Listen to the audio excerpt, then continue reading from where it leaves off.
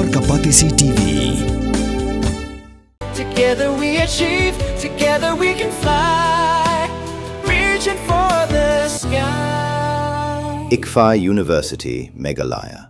Hatu pidon am katong manlong kita kinong shed hagi hotel and hagi restaurant ibapau. Hamokam hilapan pun orlong e hotong kejongpi. Ke admission kelap play bani ai ki course ki bapel kadon ke degree course ke diploma baga advanced diploma course.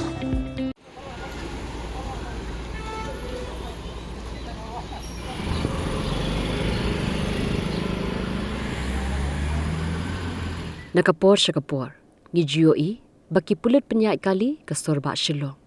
Kijuyai persang ban shim ya ke jingkit kli. Ban kemi baki kali kenyan.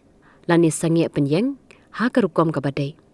Da ke bekentu ya ki Nongñiah kali bakin buat renti ya ke an. Bun ki Khlem baki hab bandan kuna.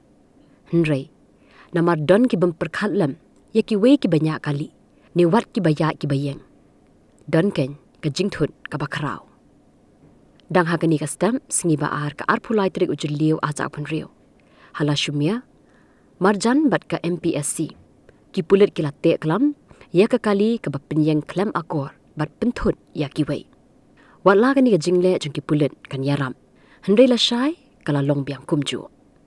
Hatu manu ban kit khia ya kani.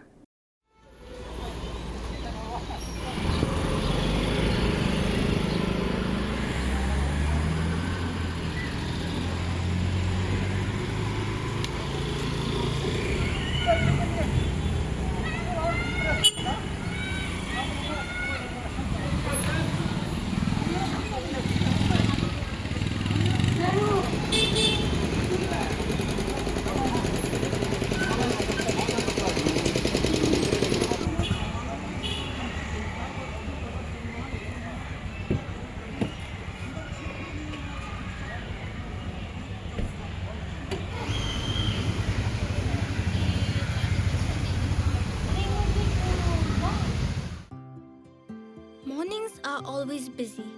Everything feels fast. I hear mom shouting and I'm trying not to be late. Outside, Shillong is already awake.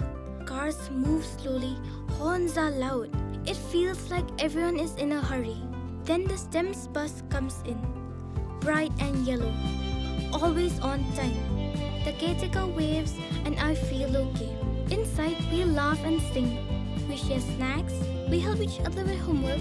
It feels nice. My parents know I'm safe through the STEM's app on Mom's phone. Because this bus isn't just a ride.